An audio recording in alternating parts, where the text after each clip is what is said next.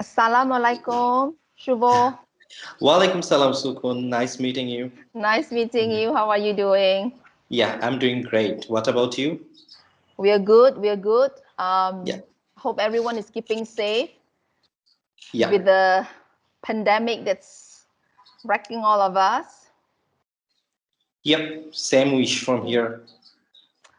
Good. So I think, hey, Shuvo, first of all, I want to thank you for your time, obviously. And I obviously want to congratulate you as being part of the EmergeX winner and participation, which is part of our Microsoft startup program. It's my privilege to be here.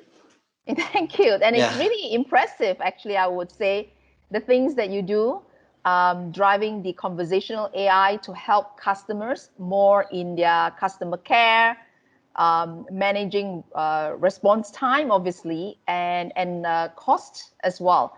So Yeah. can you share a little bit more what Alice Labs does? And obviously, interesting, the name as well, how you came up with that.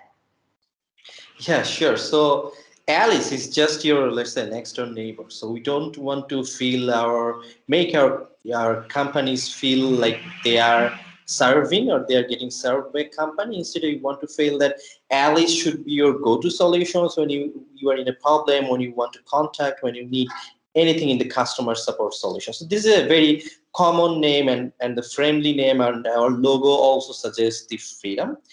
So now, if I go back into the platform, so Alice is basically a SaaS-based conversational AI platform. In very easy to understand terms, we provide a platform where business can go and connect all of their digital channels or customer facing channels.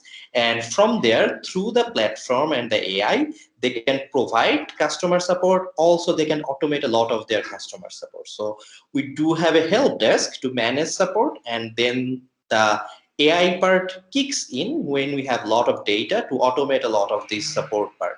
And currently we are more focused towards the e-commerce vertical because that's the most scalable part of the business. And I'm not sure if you know about this or not, but the report suggests that 75% of people actually leaves a digital shop whenever they don't get reply within 5 minutes. So it's very important for the e-commerce businesses to uphold the customer support, quick customer support, to be honest, because we, the millennials and the Gen Zs, we have a very little attention span compared to our parents. To be honest, it's actually 8 to 12-second attention span as per the research.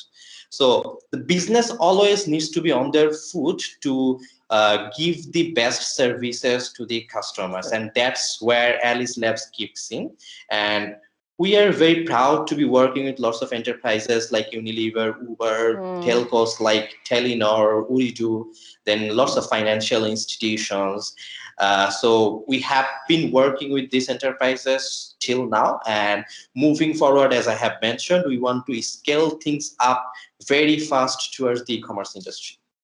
No, for sure. I mean, I think spot on. You definitely found that key differentiator, right? I mean, the customer experience is always literally next to you.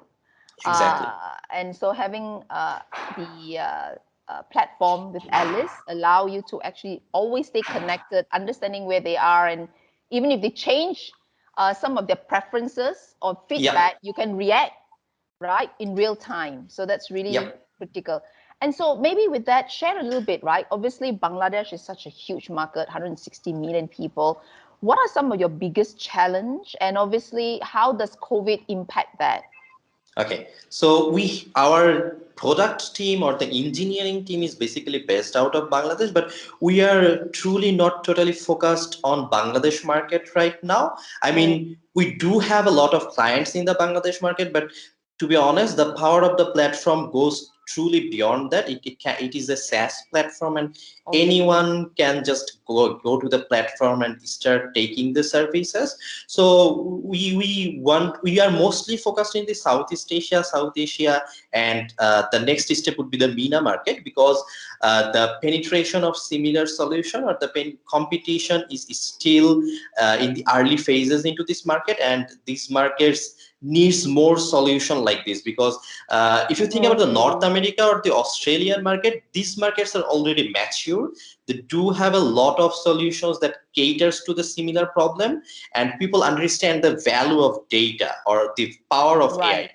But if you now keep your eyes towards the South Asia or the MENA zone, the number of customers are a lot, the number of businesses are a lot, they're growing a lot, but they don't really have the freedom to use AI into their day-to-day life. So that's where we can help them the most. Yeah, absolutely. I mean, and I like what you mentioned about leaving no one behind, right? Obviously, while you are Bangladesh based, but you Yeah, know, the world is your oyster. exactly. So Oasis.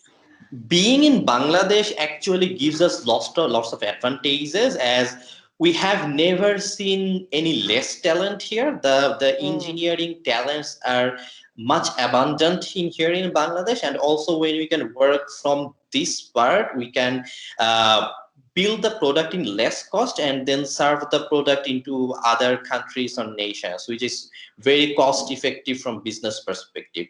And also, as you have mentioned about the COVID, to be honest, the COVID came for our business. It came as a blessing in mm, disguise, because it helped the businesses to understand that they cannot just provide customer support through human intervention each of the yeah. time, and people cannot go to office on a day-to-day basis. Instead, they should think about the future where it can be taken care, or it can be partially taken care through the automation, and human and machines can live together in peace.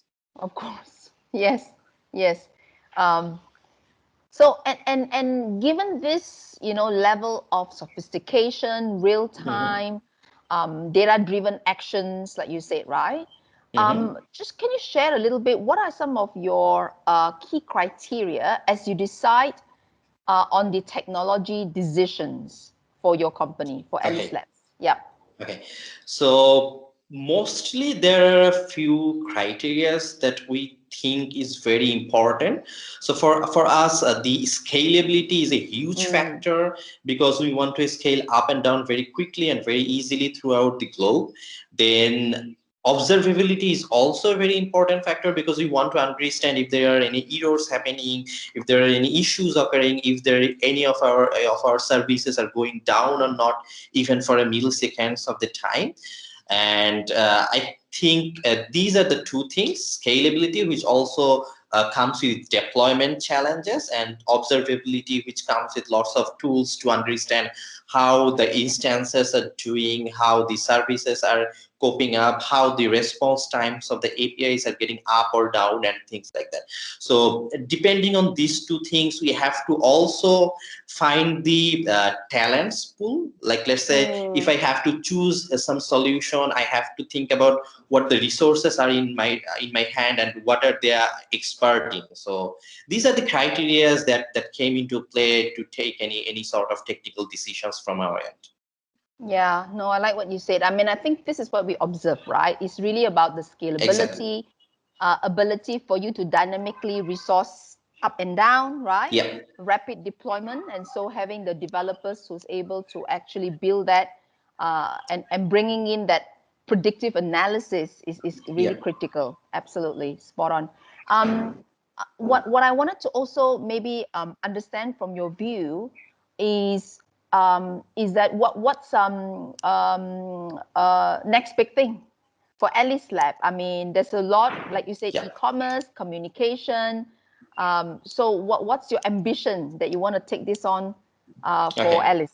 Yes. Okay, so I want to start the questions from a challenge perspective, like what are the Mm, challenge we are facing right now, because that actually leads to the growth opportunities. So one technical challenge that we face right now is, as I've mentioned, is the scalability challenge, because we do have data from multiple segments. Like we are working with financial institutions, we are working with hospitals, healthcare, we are working with telcos, then we're working with e-commerces. And when you have data from multiple verticals is actually hard to scale up, because any machine learning or any AI algorithm basically lives on the data, and when you have different sort of data, then the algorithm doesn't work that well. So that's the initial learning of us so far, and that's why we want to keep our focus narrow into the e-commerce sector, so that we can have a similar sort of data, or we don't need to think about lots of other data point or feature points, and we can just think about the problems and the challenges in the e-commerce segments. So that's something that we are facing the challenge, and we are pivoting towards the e-commerce part. And I think the second challenge for us is the acquisition challenge, because let's say people in South Asia or MENA, they or the businesses, they don't have a lot of digital presences, and even the payment, the online payment parts are very new to this segment. So whenever I'm onboarding people or businesses into from different countries, I do have to think about the payment processes as well. So if the financial parts were easier, then we could easily onboard new clients for us. But these are the two challenges. Again, we take any challenges and opportunity, and uh, towards that, we want to, in future, we want to think of a customer support or customer service as completely democratized, right? So let's say if you have a business and you want support, you have some immediate problems, like you have to hire a support team, or you have to think about softwares that you want to use, you have to think about processes that you have to set up. So in longer term vision, what we see is anyone who needs customer support, we can provide, our platform can provide the whole thing. So in the platform, it can be a sort of a Uberized model, where in the one side there is the businesses, and in the other side there are the customer support agents, and we match them, and then the rest of the AI part understands the how the agents are performing, and also through the data of the agents, the AI trains by itself, and it becomes self-sustainable. So at the very longer vision, we see a world where if anyone needs customer support, they just go to Alice, and our AI with the humans can take care of the rest.